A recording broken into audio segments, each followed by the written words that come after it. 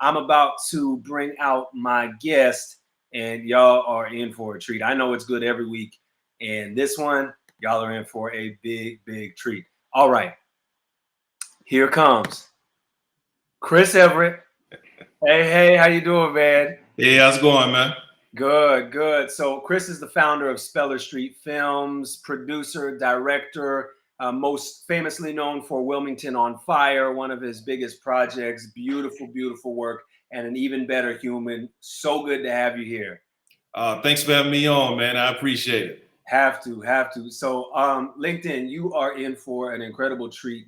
This is a creative entrepreneur who has done it all as far as the journey of production and creativity and running it as a business and all of these pieces and telling stories that really matter. I don't want to take too much more of this piece of the story. I want to hear your story. How in the world did you end up from where you've been to where you are, producing films like Wilmington on Fire and now some of the amazing projects that you're working on? Give us that backstory. Well, man, I see somebody in the comment, they put Laurinburg in there. So, that's where I'm from. Okay. Laurinburg, North Carolina, born and raised. All right, rep in.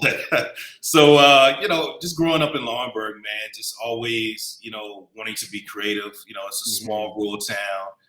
All I had was just to have time for creativity. Right. Wasn't a lot of stuff going on there. So, and also being around like the Laurinburg Institute and all these historical things that were going on, I've always been drawn to our history and culture. And so it wasn't until, I went to college, then moved to Atlanta, down the road, that I wanted to really get into film. But I started off in film, man, as a model and an actor. I was about 100 pounds lighter back in those days. Hey, look, and even you could still do it now, man. No, I'm saying it's like I'm loving seeing more of this in the industry where people are saying like, no, we want models and actors to look like real life, which real life is not always, one size fits all. So yeah, I love it, man. You look great. Keep going. Thanks. Yeah, but I started off with that, man, doing modeling and acting. Had some pretty good gigs in New York, in the rest of the South as well. And then I started to get a lot of things in Atlanta. I said, man, I need to go ahead and make the move to the A. And so this is before Atlanta was this huge entertainment mecca. It was just getting started.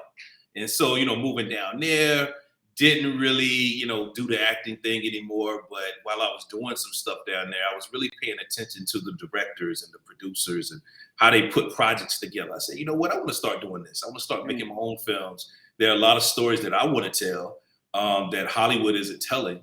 Why not, let me try it out. Let me try to start showcasing these things and telling these stories about our history and culture that isn't being talked about. And so that's when I just started to not really start my production company. I just started a film. So the first film I did was about the Laurinburg Institute in my hometown. And I messed it up, man. What do you mean?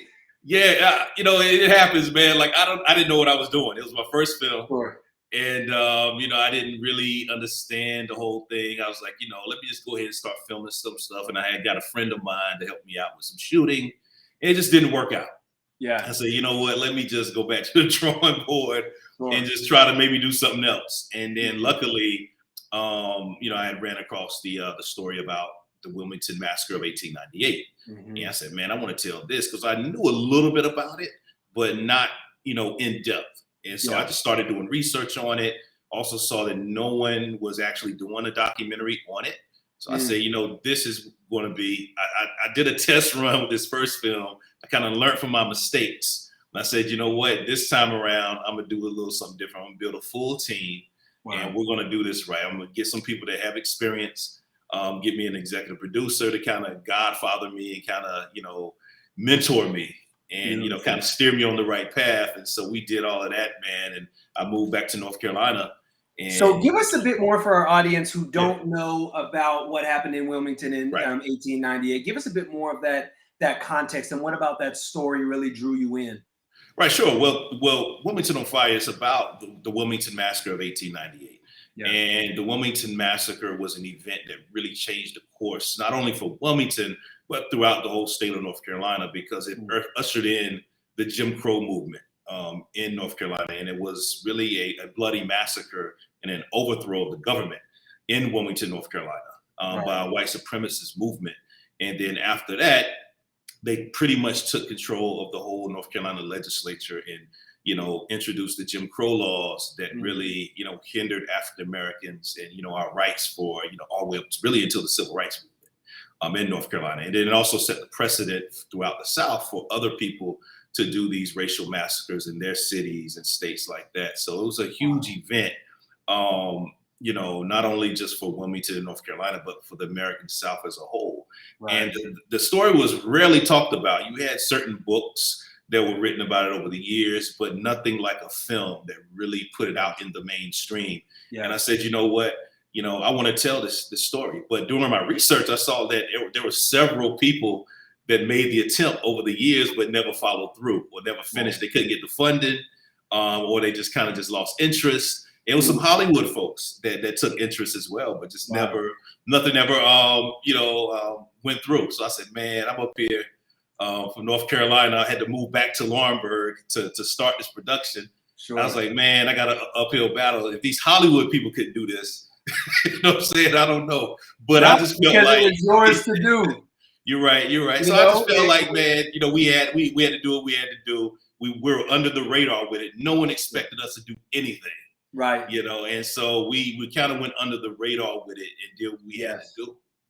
Right. Well, and what's yours to do is yours to do. I really believe that, like, you cannot close a door that is meant for you. Like, you cannot, there's no way you could keep that shut, and you can't pry open a door that's not meant for you. So, I love that part of your journey.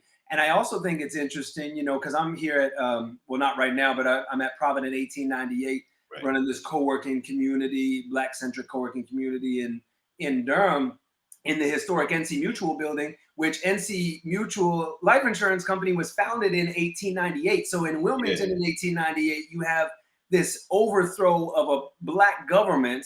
And in Durham, you have the building of Black Wall Street happening simultaneously, and just the diversity of experience, the diversity of the Black experience here in North Carolina and in the South as a whole, that you have these pockets of different pieces happening all at once, like thriving and something burning to the ground all at the same time. And I think that's fascinating. So tell me about the journey now of making that film, like really practically, because I think, one, it's awesome that your first project sucked. It did, man. No, I'm super happy for you, because very few people are willing to be bad. They're willing to be bad at something. Like, they have this passion, right? They want to do this. They want to do, film, music, start a business, whatever. And it's like they want to skip to way down the road. Like, they want to skip to where you can't do it like that. You can't skip that. Like, you got to be willing to be bad at the beginning. Like, the only way to get good is by being, like, every master has been a beginner all the time, right? So, and I know you're working on some martial arts films, so I'd love to hear even more about that later. But for the listeners today, know that, like, it's good to be bad at something at the beginning. If it's something that you're trying to learn and be passionate about, like, be willing to just put in the work and, like, suck at it for a bit until you get good, right? So I love that your first project sucked. What do you have to say about that? Oh, no, I totally agree with you. The first project I did, like I said, I didn't know what I'm doing. Even with Wilmington on Fire, it's critically acclaimed, but a lot of times I still can't watch it, man, because I see certain things that we messed up on. But the thing is, you want to grow and learn and get better. So these future projects, these current projects that I'm doing, you can tell the growth. You can tell we've stepped our sound game up. We stepped our cinematography game up. And that's what I want to do with each project. I want to show the growth, and you want to get better because you learn with each thing. I know even with Spike Lee, he talks about his first film, like She's Gotta Have It, and those earlier films. He said he can't watch them, but he sees the mistakes, So even the best, our legends in the film game, they all had to go through this. You're not going to just knock it out the park, the first couple of times. You get better and better as you keep practicing and practicing with this. Right. You know what I'm saying? But that's what it's about. I think if you don't cringe at your first project, or looking back at your first iteration of a product or a business or whatever, if you're not cringing, it means you haven't grown. Right. And I don't mean cringe as in you don't judge your former self. You did the best you could with what you had. But you should still feel a little bit like, ooh, like if I knew then what I know now, right? Oh man, yeah, all the time, all the Yeah, time when I watch some of my earlier stuff, I yeah, feel that but that same way. means Yeah, you've grown. I think that's such a beautiful, beautiful sign, and I wish right. people would learn to celebrate. Even when they're feeling that, looking back on some of their old projects, to be like, man, I've grown. Right. It's And such a beautiful. sometimes, man, people kind of use as well, like, oh man, if it ain't perfect or if I don't have everything, Yeah, I'm not gonna start it at all. No, start it. Even with Wilmington on Fire, I was like, you know what, I'm gonna stop procrastinating. Let me go ahead and do this. I'm gonna yeah, use the resources I have. I connected with other people as well who really were hungry. They wanted to tell the story. And we had no budget at all, man. And right. so I used my Talk about this savings and everything. practical journey of getting it out, because I really want to hear. Like, this is a perfect startup bootstrap type of Yeah. journey, and I want to hear about that. Well, we started filming. First of all, I got laid off from my job in Georgia, right? Hmm. And so I was, putting this project off for like a year and then got laid off, which was a blessing because it forced me to move back to North Carolina, where Yeah. the story actually is. And I moved back to Laurinburg, Hmm. in my hometown. Laurinburg is about an hour and a half from Wilmington, so it's Okay. perfect. I can go there, finish up research. My camera guy, he was in North Carolina as well, so we could just meet there and do what we had to do.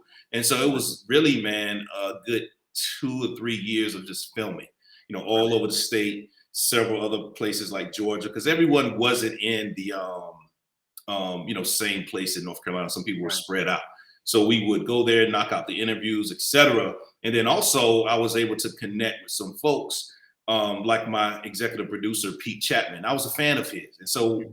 what I said was, let me reach out to some people that I admire and they have a little bit more experience. So I reached out to him. And it's all about timing as well. Love Because that. now he actually is a top TV director in Hollywood right now. So if I would reach out to him now, I probably wouldn't get up with him.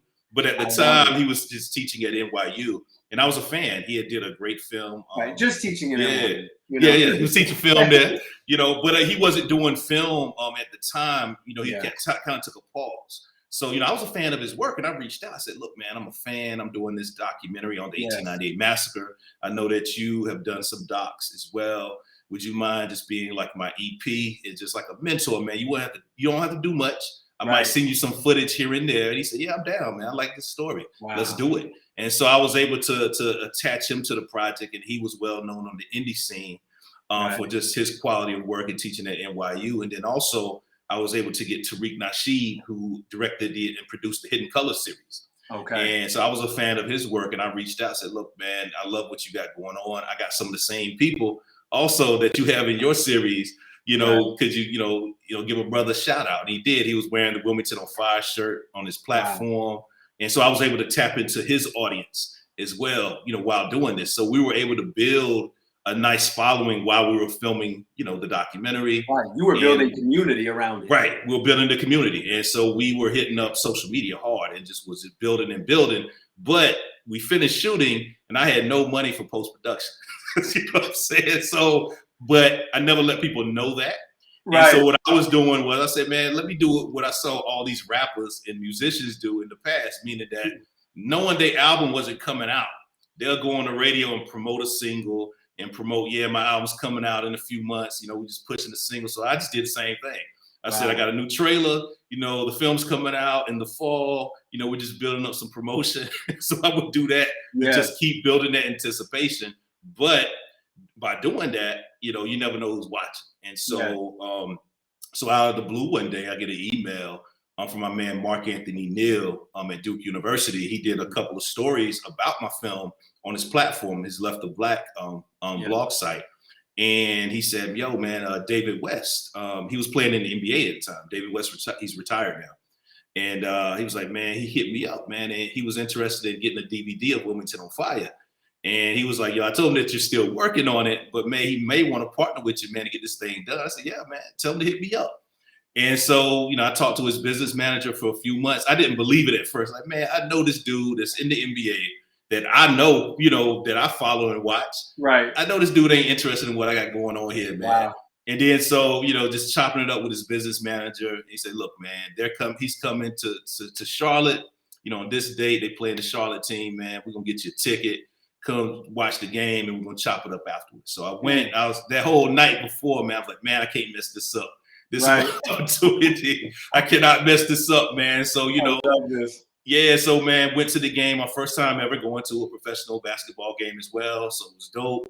Chopped it up with his business manager. Met David afterwards, and he said, "Look, man, I like what you're doing. You're pretty much done. You know, you just need these little extra funds to finish it up.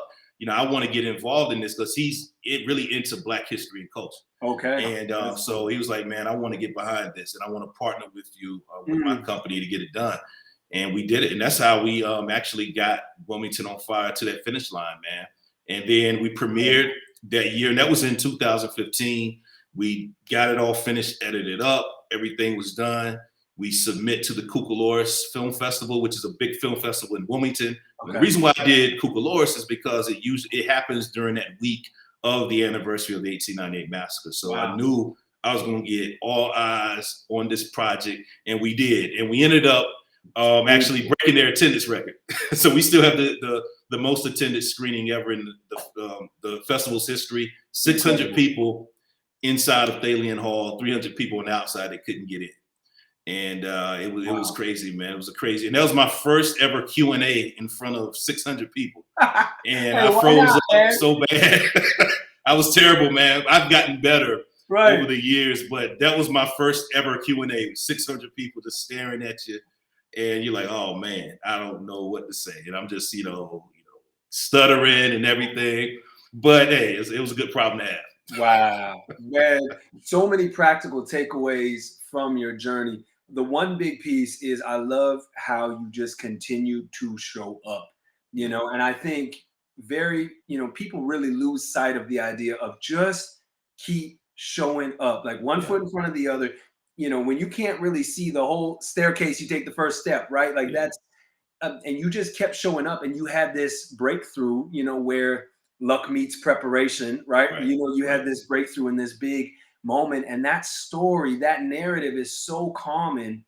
And I know of way too many people who stop early, who give up early on something that matters to them. And I really think, when it matters to you, you find a way. Exactly. And that's what I try to do. You find an excuse. Like that's the difference. If it doesn't matter enough, you find an excuse. If it matters, you find a way. Right. Yeah. What were you saying? Oh, no, I totally agree with you. I totally agree. And even after, connecting with David West and we got the film done, I still didn't know what the film was going to do. Sure. I had actually registered back to take some classes at community college in Laurinburg. And so, I was planning on doing that. And then once I did the Cucaloris Festival, I said, man, let me rent the same venue because all these people still couldn't get in because we sold it out early. Right. And I said, man, let me get the same venue. So I got the money together to rent the same venue we had just did prior, and we packed it out. Then I did the same thing at Keenan Auditorium on the campus of UNCW. We packed it out, and we were charging like $15 to $20 a ticket. Yeah. And we're putting in like 500 to 800 people, at each screening. And this was like the most money I've ever made in just that short 2-month period. I said, this is what I need to be doing. Let me take this thing on the road. And I came to Durham. We packed out the Hayti Center. I went to Goldsboro, went all over the state, doing screenings and making like a huge impact. And I said, this is what I need to be doing. And so I started my own film company, out of that. Because at first I didn't, think I was going to even start a film company, man. I just was doing this film. Let's see what happens. I was going back to school. I ended up quitting because I told my teacher, I said, look, man, I'm making some serious money and I want to try this out. And she was like, she said, Chris, you can always come back to school. She was like, this is a once in a lifetime opportunity. You have something going on that could be great for you. If, just try this out. If it don't work out, you can always register for school again. Yeah. And so I took that advice and ran with it. And here I am today. I love it. And initially it was a project, and then you turned it into a business. Talk about that transition, because I think that's really practical for people who, they find something they're passionate about. They go ahead and have the courage to do something about it. And then they start learning like, no, this is something I might want to do this more seriously, or I might want to turn this into something bigger. So talk about going from project to a business and what that transition is like, even the mindset shifts. Oh, it was interesting, man, because one, I really wasn't working anywhere. Yeah. So I had to figure out how to generate an income for myself. And then, generating some type of income doing the screenings, really gave me a lot of confidence. I said, you know what? let me go ahead and start a film company. Let me research how to do this. And, I talked to a few people. They had their own production companies, and, took a couple of, it was like a couple of webinars and stuff like that, just to learn the insight game a little bit. And so, I set up all my paperwork, did all my registration, and, there it was, man. And then we were actually going to be on the release, to actually put the film out, digitally, streaming, and DVD. So I wanted to make sure I had all that right before, I did all that. Right. And then, once the DVD came out and the film was able, for download and streaming, man, it was on. People also then wanted me to come speak. So that's another revenue stream that was happening. And then also other people wanted me to help produce their projects, as well, or to consult on their stuff. And so, I was starting to see all these different revenue streams that this business was creating for myself. And then also, what can we do next? It seems like, we're an in-demand film company.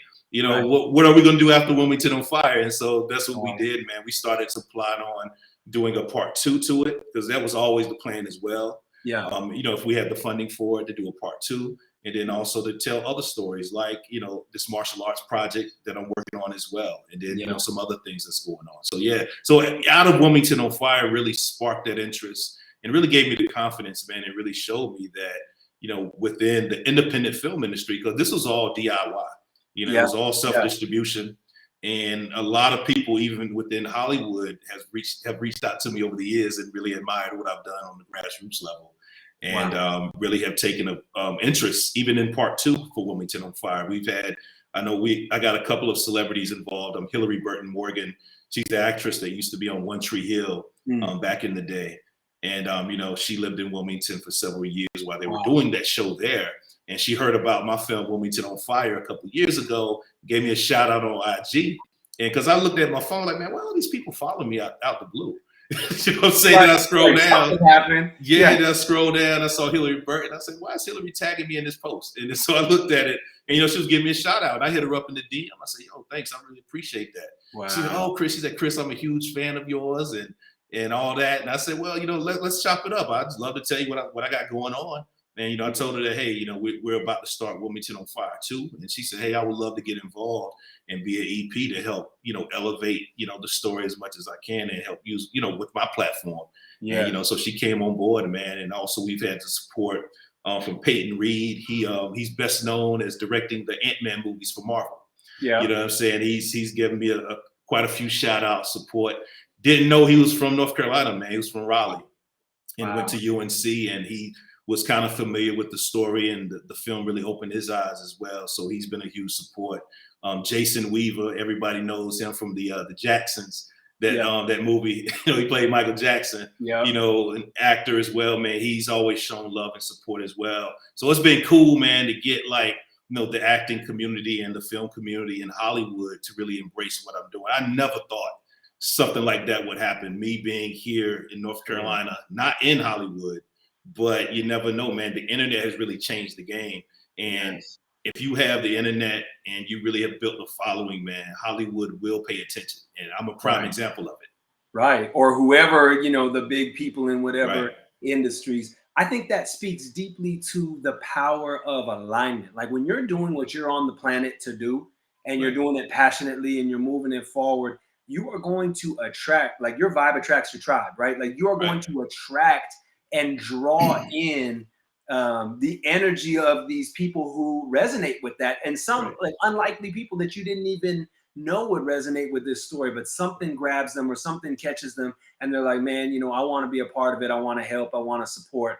Right. And I think that is, just a beautiful testimony to the power of moving forward and doing the work. Right. I want to hear more about the stuff you're working on next. Before we do that, though, I want you to speak to creative entrepreneurs, because I think you're such a great example of a creative, a deep creative who's also super business savvy and practical on how you're building that. So what advice would you give to a creative entrepreneur starting out, has some passion, wants to do something with their creativity and actually make a living off of it? Right. I would always say, start local, start where you're at. build your audience there. That's what I did with Wilmington on Fire. Wilmington was the base, because it's a Wilmington story. And really, I started there. I started local and built from there. Like the first 4 screenings were in Wilmington. We did Cucaloris. I rented Thalian Hall right after Cucaloris. I did UNCW at Keenan Auditorium. You know what I'm saying? So those first 3 to 4 screenings, premiere screenings, took place in Wilmington. I did work in progress screenings, rough cut screenings in Wilmington. And really, Wilmington was the base. So I really, start from where you invited people into the journey. Like you didn't, you weren't waiting until you had a finished product. It was like, no, this is what I got. Okay, come on in. Okay, this is what I got next. Now you got to make sure now what you got to show is right. It's good. So I was like, you know what? I can't hit nobody up. Yeah, with a whack concept. I said, man, let me put together some nice footage, about 10 minutes of a good solid work sample.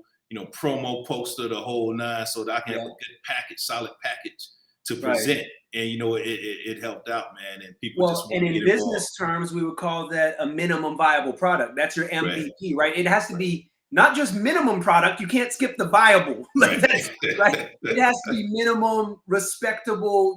And again, and shouting out Cornelius Kirk in the chat saying that procrastination or perfectionism is one of the big pieces that hold people back from starting. I couldn't agree more. So there's, that side of it where you're like, no, it needs to be perfect before it goes out. No, it's like, no, it needs to be the minimum viable product, like the best you can do with this piece that you have, And I love that you started that way and started inviting people into the story, because ultimately that's what people want.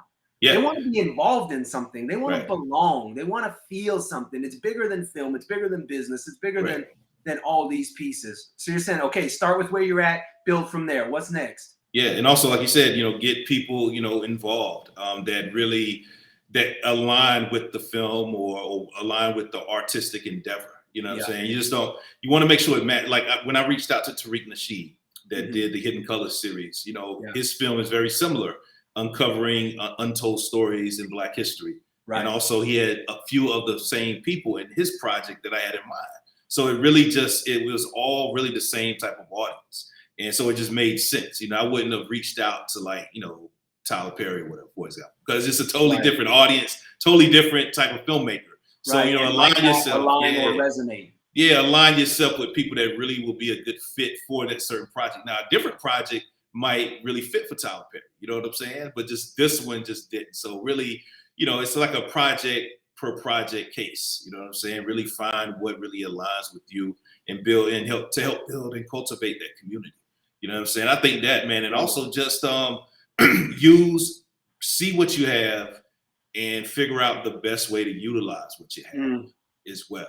Whether you're an artist, whether you're a painter, in front of you. Whether you're a writer, a painter, a filmmaker, a photographer, see what you have in front of you, whether it's locations, equipment, all of that, see what you have in front of you, and then also kind of craft your project around that as well, because you don't want to come up with a concept. That's what messed me up, my first film, you know what I'm saying? Because I didn't realize that. I said, man, I do not have money for all this stuff that I thought I was going to have money for. And so you kind of want to plan based around what you have access to. And a lot of times you'd be surprised. You can do a lot with what you have right in front of you. Yes, man, that's super practical. Thanks for dropping these gems. Super good. What are you working on next? Because you got some exciting projects in the works, and I want to make sure we highlight those and shout those out and give people an opportunity to connect with the work that you're doing, because it might resonate with somebody here. Oh yeah, for starters, people can definitely check out Wilmington on Fire right now on Amazon. Also, you see the poster in the back, Black Beach, White Beach. That's a film that's out on Tubi and Amazon as well. I was executive producer of that. I love that one. Yeah, I was an executive producer of that, and that's about the two bike weeks that go on in Myrtle Beach. You have Harley Week and you have Black Bike Week, and it shows the whole dichotomy with both. So definitely check those two out right now. We just wrapped Wilmington on Fire Chapter 2. So we're starting post-production in a few weeks for that. Okay. And that's going to talk about Wilmington today, and really just the three faces of change that are going on in Wilmington right now. Really finally of them trying to get out of this smoke of the 1898 massacre.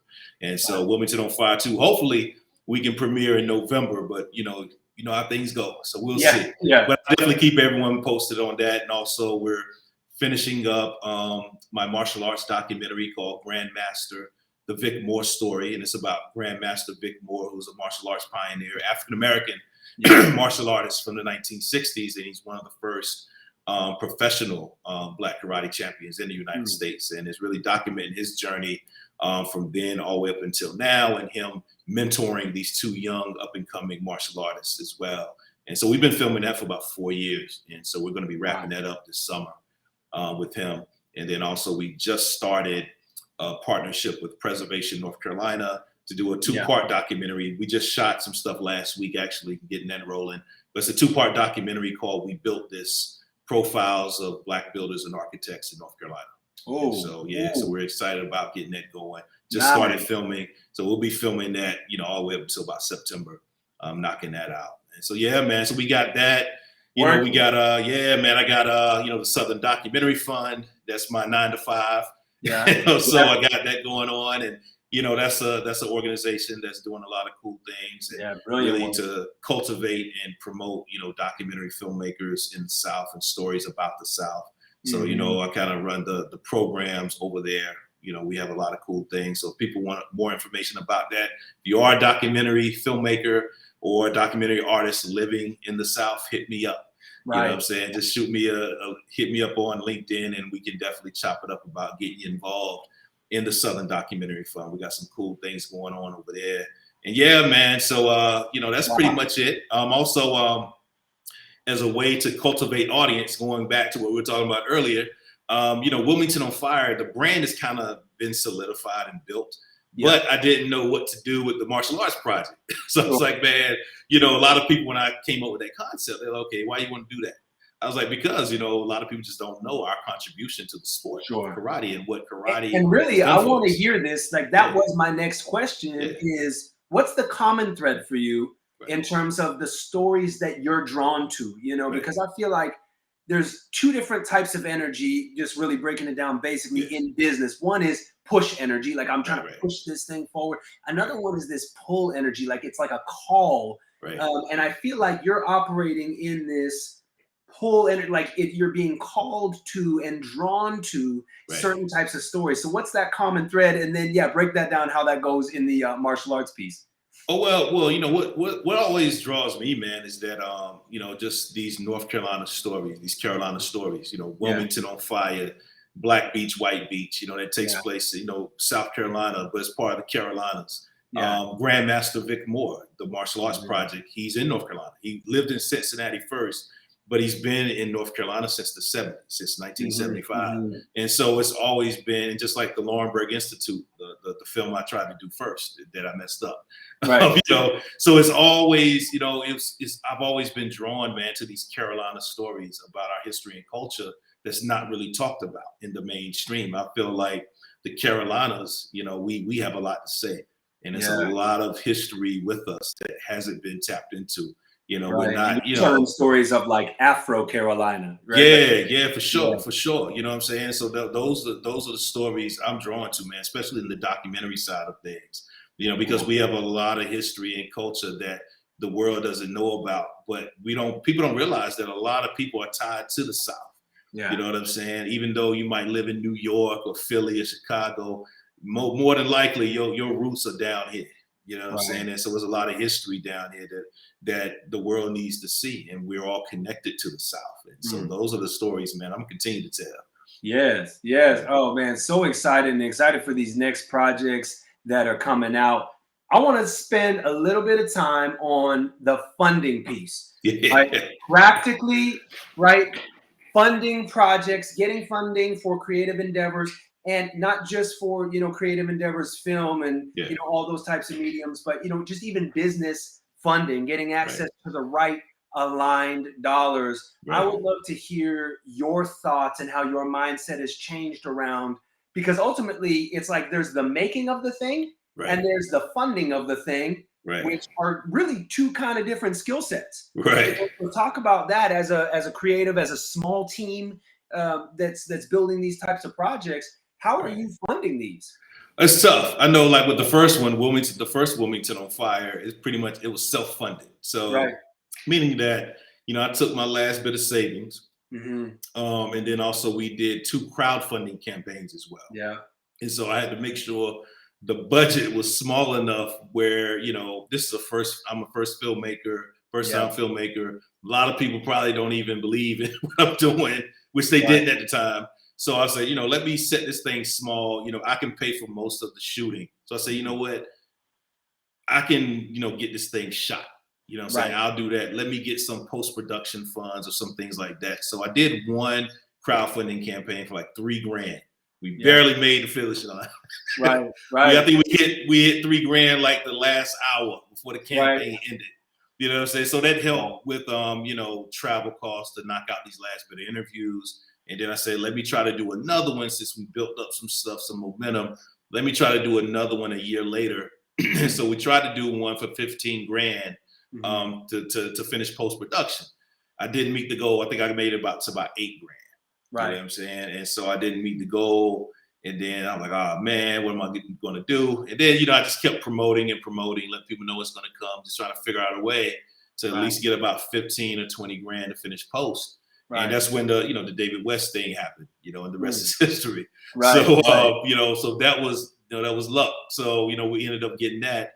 But out of that, when me, making money with the film, I was able to shift some of those funds to get to pretty much startup funding for the martial arts project. Right, that became your seed capital. Yeah, so I kind of used that, I flipped it, you know what I'm saying? Because I knew that, okay, still with this film, it's still gonna be hard, just as an African-American filmmaker, to get some type of real funding.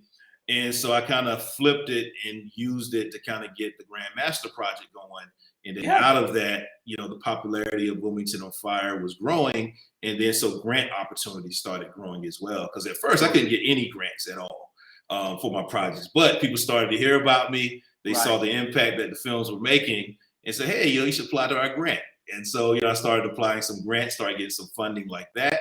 And then even with the martial arts project, I ended up getting a grant and a fellowship with Firelight Media last year. And Stanley Nelson, the excellent, he's a world-renowned documentary maker. His film Attica is nominated for an Oscar right now, but he's done work for 20 years, and he developed a nonprofit called Firelight Media that cultivates documentary makers of color. And so I was able to get in this fellowship. It's hard to get into. I didn't think I was going to get in it, man. I applied for the Grandmaster project because Wilmington on Fire was already kind of like a built thing. We were getting all this interest from investors, but I wasn't getting no interest from the martial arts project. Sure. I said, let me apply to this this fellowship and see what happens.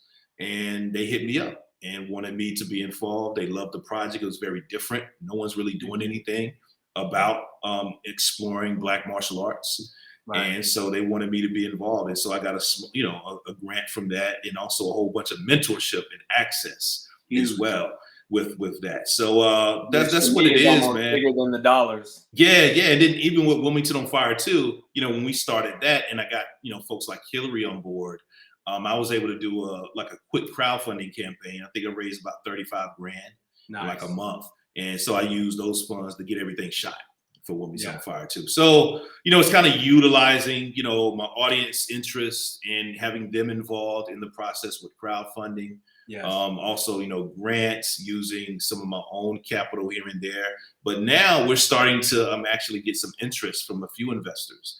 So I've had a couple of Hollywood producers reach out, and we've been talking some serious business about getting involved in these next couple of projects. So the thing is what I built on the grassroots level has really helped show that, hey, we have a viable system, we have viable products as well. And we built up an audience all on our own, outside of the system and outside really major, any type of funding. So a lot of people are interested. Okay, well, what can he do if I give him some real money? You know? So. Well, and that's, man, I think it was Cristiano Ronaldo. He was talking about, he's like, it took me 35 years to become an overnight success. Yeah. Right. Like, this is really how it's been 7 years, man. Like Wilmington on Fire. It went by so quick. This November will be 7 years. Wow. When we first premiered it. Yeah. Right. And so now you're starting to see some of the fruit and whatever. But this is work. I want people to see, especially the audience here, I want people to see how much, like, this is work that you have been sowing these seeds for years. You know, Years, yeah. 'Cause it's 7 years for the film, but it took about 4 years to make the joint. Right. So You know, it's and you like make 11 it and years. fund it and distribute it and all Yeah. these things. And so now you got investors interested. And I think, again, people want to skip these steps, right? Can't Like skip they it. want to skip the journey and the Right. process. You know, I was watching a clip with Jay-Z, and he said, you know, when Kobe scored 81, everyone wants to emulate an 81-point game, but nobody wants to emulate Kobe's process. Right. Right? Like nobody wants to emulate, like Kobe was up at 3 in the morning every day, getting like so that he could get 4 workouts in a day, whatever. So but everyone wants to emulate an 81-point game. They don't want to emulate the process of just showing up consistently and doing the work. So I love your journey because it really highlights this is how it actually works. And I want people to see this, and especially to be able to catch you now on your journey, because it's like you're hitting some exponential growth. You know, we're gonna see you doing some massive stuff, having, you know, global impact in your work. I really see that in you. And so it's really awesome to catch you on this stage where it's like about to, like the plane's really about to take off. But you've been doing the work. Like you've been it's been some years. down, Like I talk to filmmakers all the time, and they like you're right, man. They want to skip the process. It's like, no, you can't do that, man. You can't do that. It's going to take some time to build audience, to build that interest, and also for you to grow as a filmmaker. You know what I'm saying? Really embrace. It's going to go by quick. Trust me. It feels like only yesterday we were premiering at Kugelors, and 7 years have gone by. You know, it's like it's crazy. And I love that. You know, I remember I had a business mentor one time. I had a business that didn't work out up in Canada, and this business mentor sat me down, and I was like devastated. You know, like it was like, man, it was hard, and didn't work out. By didn't work out, I mean like we ran it for 3 years, 4 years, and made a lot of impact. Like there was a lot that did work out and a lot that came out of it, but it didn't ultimately go where I wanted it to go. And I remember he sat me down, and he's like, "Oh, congratulations." I'm like, "What do you mean congratulations?" He's like, "No, like I'm so glad that your first venture didn't work out." Right. Like, what's wrong with you? And he's like, no. He's like, one of the worst things that can happen to an entrepreneur, and not that you can't recover from this, but one of the worst things that can happen to an entrepreneur is that you hit it out of the park on your first go. Right. Because then you don't have the humility, you don't have like just the muscle memory, the consistency of showing up and keep putting one foot in front of the other. So he's like, when stuff hits, you don't have that kind of repertoire, that depth. To be able to continue, right? Because it's the first storm you've ever faced. Like you're just going out in the middle of the ocean as a sailor, and it's like, you know, you haven't seen choppy waters before. Right. You haven't done it. So he's like, so I'm so glad. I am so glad you fell on your face with this one, you know, and you're learning. He's like, but the worst thing that can happen is an entrepreneur like this has a rough go and doesn't get back on it. Because he goes, what happens is like so much of that knowledge and that wisdom is left on the sideline because people say they don't want to get back in the game. Right. You know, because they're like, you know. It's tough. It's tough. You know, there's been several moments. I'm like, you know what? I ain't doing this no more. Right. You know what I'm saying? We all experience it. We all experience it. You know, we all experience that. But then I think about it, I said, nah, I have to stay with this because I would be miserable if I wasn't doing it. Right. And it matters too much. And really, it's why you're on the planet, Chris. Like it's obvious. It's why you're on the planet is to go and tell these untold stories and uncover these pieces and put them in front of people, and you're changing the world by doing it. It's beautiful. Thank you. I appreciate that. So how can people connect to you easily? How do they get in touch? How do they support your work? Oh, definitely go to Speller Street. Go to www.spellerstreet.com, spellerstreet.com. Also wilmingtononfire.com, wilmingtononfire.com. So really those are the two, because they have all the social media links linked up and ways you can contact me, ways you can watch, you know, Wilmington on Fire as well and my other projects. So really those are the two. Dropping that in the chat. I'm also going to drop Chris's LinkedIn profile so you can connect. Yeah, hit me up on LinkedIn. I'm always on there. Love to chop it up and connect with folks. You know, if you're in the Durham or the Triangle area, you know, love to link up for coffee as well. I'm always down for that too and chop it up. Yeah. I love it. Man, thanks for making the time to be with us today. To everybody who is here on LinkedIn, thank you for making the time to hang out with Chris and I and really engage in this conversation. I'm really looking forward to seeing where the journey takes you. Happy to be a part of it in whatever ways that I can. So keep showing up and keep doing the good work. Thanks, man. I appreciate it. All right. Take care. Right.